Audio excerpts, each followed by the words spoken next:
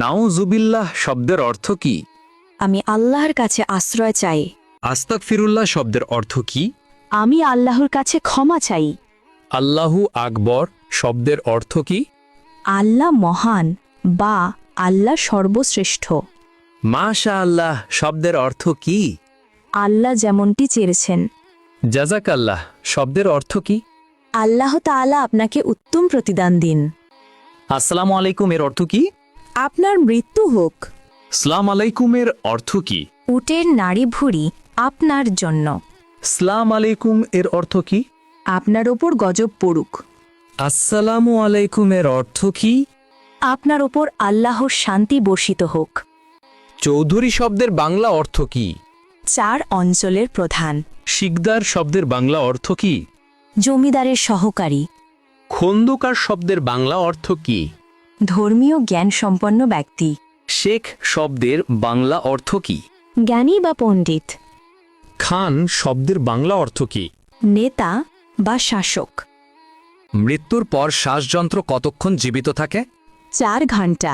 মৃত্যুর পর মস্তিষ্ক কতক্ষণ জীবিত থাকে? 20 মিনিট। মৃত্যুর পর কিডনি কতক্ষণ জীবিত থাকে? 26 ঘন্টা। মৃত্যুর পর চুল কতক্ষণ জীবিত থাকে? 6 ঘন্টা। হজরত মুহাম্মদ সাল্লাল্লাহু আলাইহি ওয়াসাল্লাম এর কতজন সন্তান ছিল? 7 জন। জাকারিয়া আলাইহিসসালামের কতজন সন্তান ছিল? 4 জন। দাউদ আলাইহিসসালামের কতজন সন্তান ছিল? 4 জন। সুলাইমান আলাইহিসসালাম এর কতজন সন্তান ছিল? 4 জন। মানুষ মৃত্যুবরণের 40 দিন পর তার রুহু বাড়িতে আসে, এটি কেমন বিশ্বাস? প্রচলিত কুসংস্কার। মাজারে ও পীরের দরবারে সিজদা করার বিধান কি? হারাম।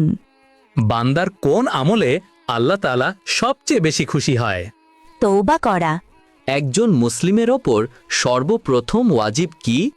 তাগুতকে অস্বীকার করা।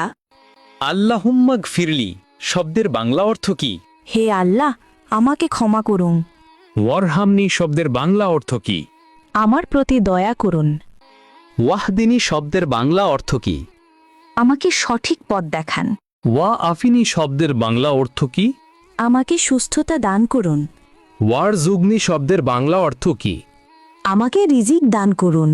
আল্লাহুম্মা গফিরলি শব্দের বাংলা অর্থ কি? হে আল্লাহ, আমাকে ক্ষমা করুন। ওয়ারহামনি শব্দের বাংলা অর্থ কি? আমার প্রতি দয়া করুন। ওয়াহদিনী শব্দের বাংলা অর্থ কি? আমাকে সঠিক পথ দেখান। ওয়া আফিনী শব্দের বাংলা অর্থ কি? আমাকে সুস্থতা দান করুন। ওয়ারজুগনি শব্দের বাংলা অর্থ কি? আমাকে রিজিক দান করুন।